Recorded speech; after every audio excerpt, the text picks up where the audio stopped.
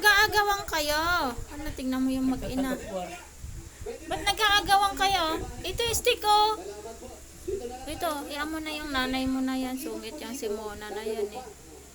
Tingnan mo ugali ni si Mona. Agawin niya yung pagkain ng anak niya. Tingnan mo, inagaw niya, hindi naman niya kakainin. Ganyan yan eh.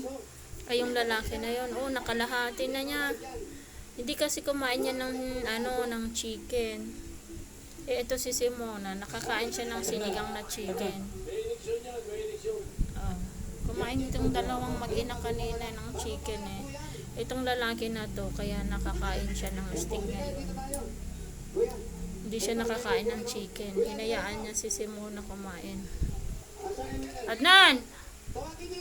Adnan, dito tingin nak. Nanak. Busy siya. Ito si Hanabi. Kailangan niya pang ikat-kat ni daddy ang pakainin niya. Matamad ito eh. Bigyan mo ng cut siya na di daddy. Siya niya maliliit. Marami na naman silang makakainin. Ayan. Marami na naman silang kakainin.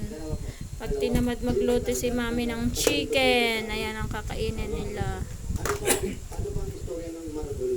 Bye-bye! See you next time!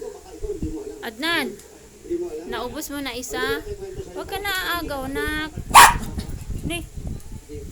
Sarap mong kagat-kagatin, Adnan. Bye-bye!